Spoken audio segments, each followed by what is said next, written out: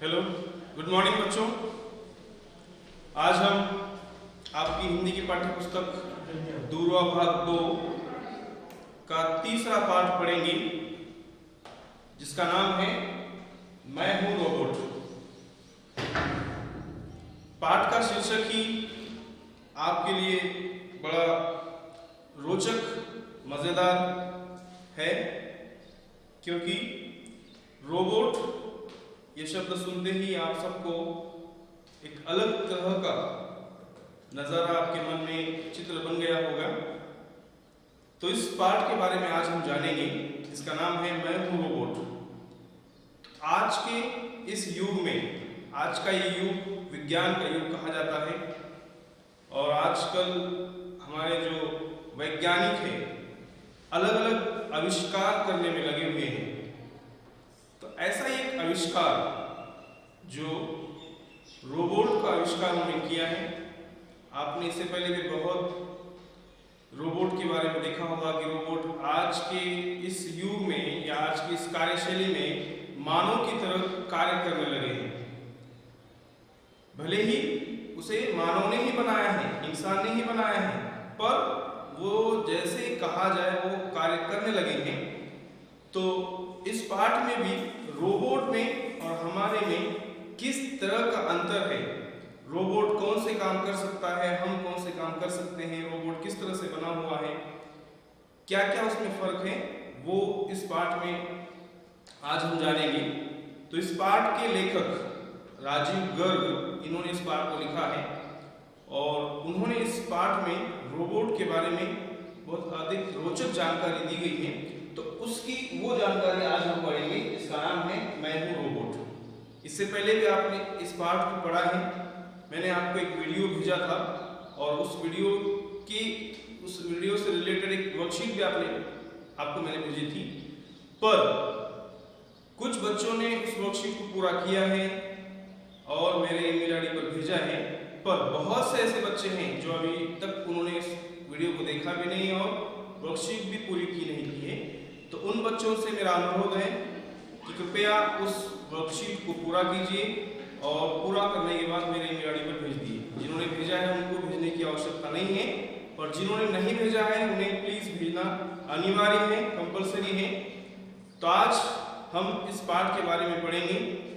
तो प्रस्तुत पाठ जो रोबोट यह पाठ है, प्रस्तुत पाठ में लेखक राजीव गर्ग ने रोबोट इस वैज्ञानिक आविष्कार की जानकारी, प्रस्तुत पाठ में राजीव गर्ग लेखक इन्होंने रोबोट इस वैज्ञानिक आविष्कार की जानकारी एवं उसके कार्यशैली, वो कार्य करने की क्षमता और मनुष्य जीवन की उपयोगिता, रोबोट का मनुष्य के जीवन में क्या उसकी उपयोगिता है, उसका बड़ी रोचक भाषा शैली में प्रस्तुतिकरण किया है, जो आज हम देखने जा रहे हैं। इसका नाम है मैं हूं रोबोट। तो आइए सबसे पहले हम रोबोट के बारे में जानेंगे।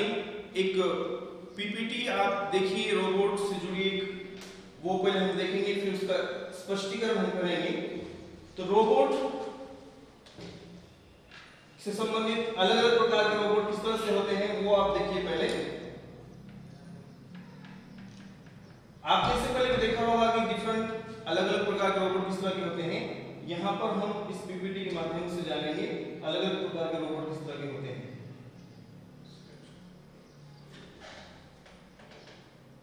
देखिए, रोबोट अलग अलग प्रकार के होते हैं, आपने पहले भी जाना है। ये इस प्रकार के रोबोट जो कार्य जैसे जैसे कहा जाए उस तरह के वो कार्य करते हैं, ये आप देख रहे हैं। देखिए, रोबोट ऊपर से अपने आप नीचे उतरता हुआ आ रहा है, उसके अंदर जीव नहीं है, निर्जीव है, नॉन लिविंग थिंग है, पर वो कार्य कर रहा है क्योंकि उसका मस्तिष्क जो कंप्यूटर कहा जाता है वो कार्य करने के लिए उसे प्रेरित करता है। ये रोबोट देखिए, खिलौने के प्रकार का रोबोट, कुत्ते की तरह। उसके बाद ये रोबोट, आजकल रोबोट अलग अलग तरह के होते हैं। अभी जो कोविड-19 का जो ये महामारी चल रही है, जो वायरस आया है, कुछ अस्पताल में, कुछ हॉस्पिटल में रोबोट काम कर रहे हैं। एक 3-4 दिन पहले मैंने एक न्यूज़ पर देखा कि अपने पुणे स्टेशन पे वहां पे एक रोबोट लगाया गया है जो लोगों की थर्मल स्कैनिंग कर रहा है। लोगों ने रोबोट का सहारा लेना शुरू किया है। इटाली के एक अस्पताल में जैसे नर्स काम करते हैं, वार्ड बॉय काम करते हैं, उस तरह से रोबोट काम कर रहा है, पेशेंट को उसकी देखरेख कर रहा है। ये सब जानकारी रोबोट पर अधिक यहाँ पर ये इटाली का नजारा है। एक पेशेंट है जो अस्पताल में, ये रोबोट वार्ड बॉय का काम कर रहा है, नर्स का काम कर रहा है, उसकी देखरेख कर रहा है। तो ये हमारे उपयोगिता, हमारे जीवन में रोबोट की उपयोगिता बहुत सी है। तो इस फोटो के माध्यम से हम समझ सकते हैं। एक रोबोट देखिए, अलग अलग इसका जो शरीर है हमारी तरह हार्ड मांस का नहीं है। इसका शरीर लोहे की तरह है, प्लास्टिक की तरह है, इस्पात की तरह है, एल्यूमिनियम से बना हुआ है। ये अलग अलग। और हमारे शरीर के अंदर जो शिराएं होती हैं, धमनियां होती हैं, उसके अंदर से ब्लड सर्कुलेट होता है, पर इसके अंदर सर्कुलेट ब्लड नहीं होता, इसके अंदर करंट रहता है। ये सब रोबोट है, इसके बारे में हम जानेंगे। तो आइए आप अपनी टेक्स्ट बुक खोलिए, उस टेक्स्ट बुक में आप जिस तरह से हम पाठ पढ़ रहे हैं वो हम पढ़ेंगे। तो सबसे पहले देखिए, पहला जो अनुच्छेद है, पहला जो पैराग्राफ है, उसमें क्या कहा गया है। लेखक राजीव गर्ग जी ने कहते हैं, मैं एक यंत्र मानव हूं। यंत्र यानी मशीन, बिल्कुल सही। तो मैं एक यंत्र मानव हूं। जिस तरह से हम हैं, ह्यूमन बीइंग मानव हैं, उस तरह से एक यंत्र मानव है, मशीनी मानव है, इंसान है। आम भाषा में लोग मुझे रोबोट कहते हैं। सब लोग मुझे रोबोट कहते हैं। मुझे देखकर आपको हैरानी होगी कि मेरा रंग, रूप, आकार और शरीर तुमसे नहीं मिलता, फिर भी मैं तुम्हारे जैसे बहुत से कार्य कर सकता हूं, और वे भी जो तुम नहीं कर सकते। पहले शुरुआत की लाइन में लेखक बता रहे हैं कि मैं यंत्र मानव रोबोट हूं, और मुझे आम भाषा में लोग रोबोट कहते हैं, और आपको मुझे देखकर हैरानी होगी क्योंकि मेरा रंग, रूप, आकार, शरीर जैसा आपके नहीं मिलता, फिर भी मैं तुम्हारी तरह काम कर सकता हूं। इससे आपको हैरानी होगी। और वो काम भी मैं कर सकता हूं जो मानव नहीं कर सकता, जो इंसान नहीं कर सकता।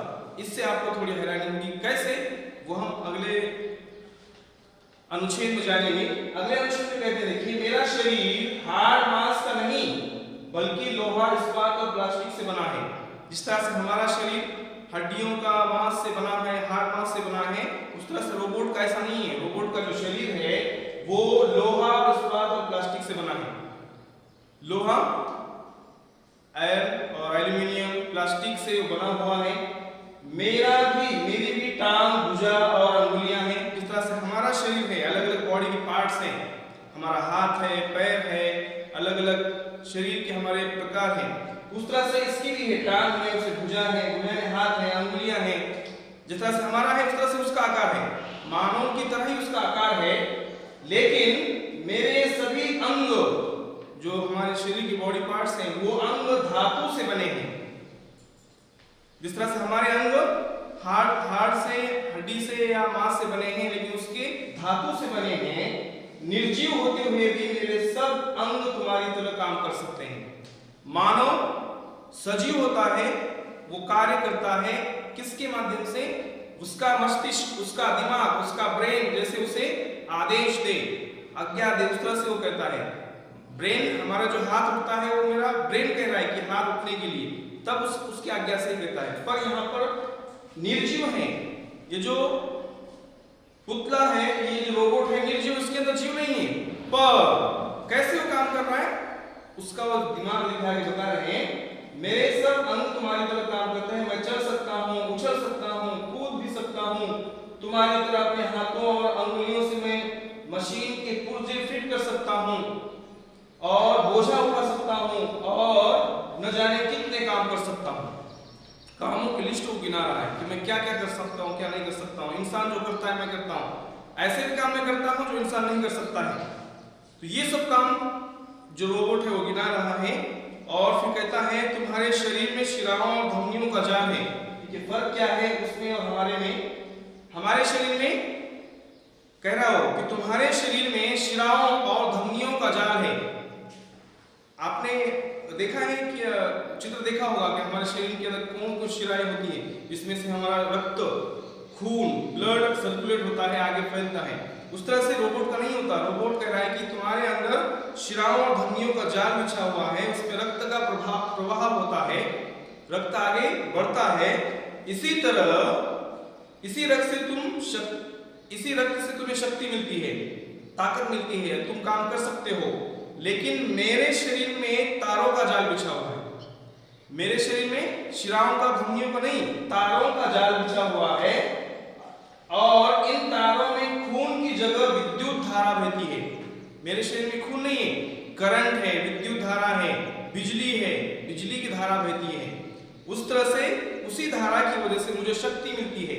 जिस तरह से आपको रक्त का प्रवाह होने से शक्ति मिलती है, उस तरह से मुझे बिजली से, करंट से, विद्युत धारा से, उसके चलने से, वो जो जाल बिछा है तारों का, उससे मुझे शक्ति मिलती है।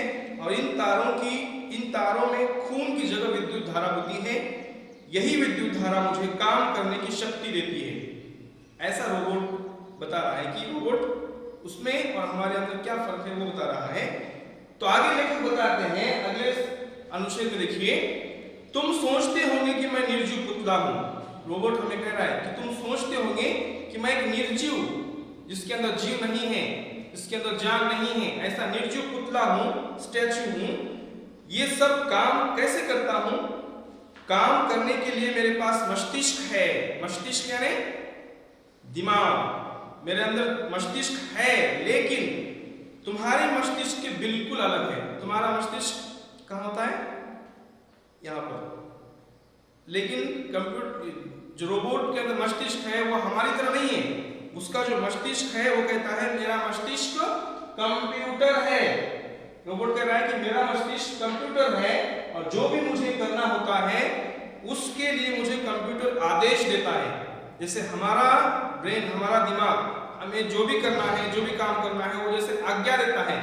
दिमाग से जो आदेश निकलता है, आज्ञा निकलता है। अगर मेरा ये हाथ उठ रहा है कि ब्रेन मुझे आदेश दे रहा है हाथ उठने के लिए, उसी तरह से कंप्यूटर अगर आदेश देगा तो ही रोबोट काम करेगा।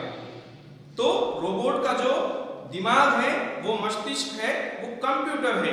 कंप्यूटर की आज्ञा से ही वो आगे चलेगा, ऐसा रोबोट बता रहा है। तो उसी आदेश के अनुसार मैं काम करता हूं। हमारा दिमाग जैसे करता है, उस तरह से उसका दिमाग कंप्यूटर है, उसके आदेश के अनुसार ही वो काम करता है। तो आगे लेखक बता रहे हैं, कंप्यूटर की स्मृति में वह सब संचित रहता है जो मुझे करना होता है। उस कंप्यूटर की मेमोरी में, स्मृति का अर्थ है मेमोरी, मेमोरी कार्ड होता है, वो मेमोरी में सब स्टोर होता है। पहले स्टोर करके रखना होता है कि उसे क्या क्या काम करना है, कितना करना है, कब करना है, फिर उसे ऑपरेट किया जाता है। तो कह रहा है कि उस कंप्यूटर की मेमोरी में सब संचित स्टोर रहता है, फिर वो मुझे आदेश देता है, मैं उस तरह से काम करता हूं। देखिए, ये जो रोबोट है हमारे मानव जीवन में किस तरह से उपयोग उसका हो रहा है आज। और अभी तो जो महामारी चल रही है, इस महामारी में लोग उसका अच्छी तरह से इस्तेमाल कर रहे हैं, अस्पतालों में, रेलवे स्टेशन पर, न जाने कहां कहां पर, और वो काम कर भी रहा है। अभी आपको मैंने दिखाया इटाली का एक नजारा। हमारे पुणे स्टेशन पे भी मैंने आपको बताया कि रोबोट से थर्मल स्कैनिंग कर रहे हैं लोग, क्योंकि कांटेक्ट में ना आए। इस वजह से आज की इस महामारी में उसका उपयोग अच्छी तरह से हो रहा है। इससे पहले मैंने बताया था कि रोबोट क्या क्या नहीं कर सकता है। तो तुम शायद विश्वास नहीं करोगे कि मैं देख सकता हूँ, सुन सकता हूँ, बोल सकता हूँ और छूकर अनुभव भी कर सकता हूँ। देखने के लिए मेरे पास आंखें नहीं हैं, बल्कि मेरे शरीर में कैमरे लगे हैं। जिस तरह से हमारे शरीर में आंख है देखने के लिए, उस तरह से रोबोट के शरीर में कैमरे हैं, उसके आंख हैं। और मेरे कान तुम्हारे कानों से बिल्कुल भिन्न हैं, अलग हैं, क्योंकि हम कानों से सुनते हैं, लेकिन उसके लिए देखिए माइक्रोफोन लगे हैं उसके कानों में। उसके कानों में माइक्रोफोन के कानों सुन सकता है, हम कानों से सुनते हैं।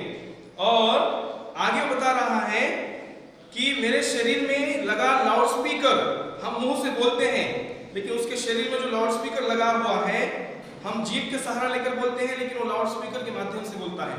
ये फर्क उसके अंदर, मानव रोबोट के अंदर और मानव के अंदर ये फर्क बताया गया है।